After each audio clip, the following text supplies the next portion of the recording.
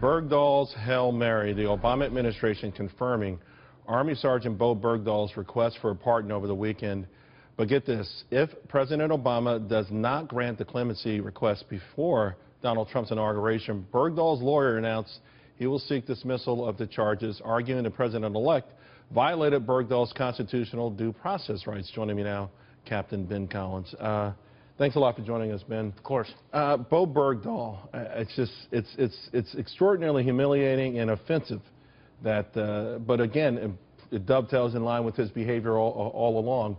What do you think the chances might be of a pardon? Well, we've seen President Obama loves to certainly pardon people that I don't think should be pardoned. But I honestly think at this point, I think because it's in the military system, I think that the president will hopefully allow this to move forward.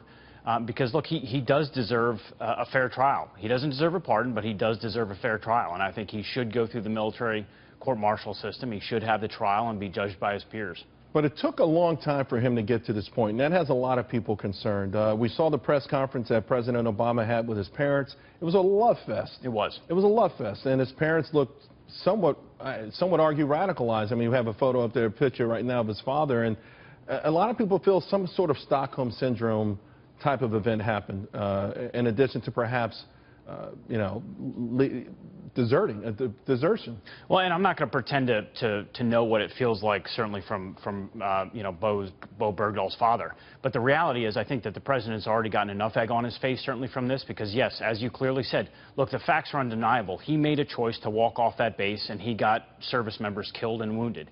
He made the choice to do that. So, you know, and the president made the choice to return 5, you know, senior Taliban commanders back to the battlefield in exchange for this. So I think if the president wants to do the right thing here, let it go through the military court system and stay out of it. He certainly shouldn't pardon it, but I also don't think that, you know, what Bergdahl's claiming that he's not going to have a fair trial because of Trump is just incorrect. The esprit de corps right now in the military, we know, is extraordinarily low. This would be a fatal blow to it, wouldn't it? I think it would. It certainly would. You know, you let him be judged by his peers, because at that point you're saying, look, your actions don't have consequences. You can walk away from your post of duty in the middle of a combat zone and leave your, you know, the men, your brothers, you know, there without you. Right. And to me, for him to get away with that without any consequences, or at least at the very, you know, have a trial, would just be unthinkable. You know, another reason for this low morale, just a prime example, 4 staff members have resigned from an Oklahoma veterans facility after it was discovered that a veteran who died earlier this year had maggots in a wound. When you hear the tales of this, what's gone on at the VA, this is just awful.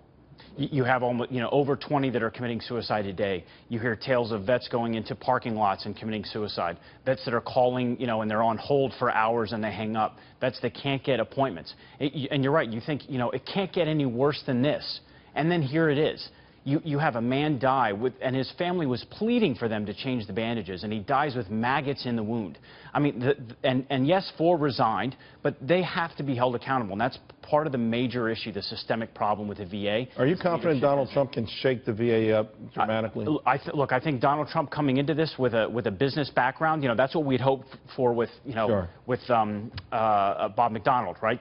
But he was still stuck in a bureaucratic system. You've got to shake the whole thing up at the bottom. You need a turnaround expert, right? So yes, I think that it's there, but you are still going to be fighting a massive bureaucratic system. Ben, Japan's Prime Minister Shinzo Abe is going to visit Pearl Harbor.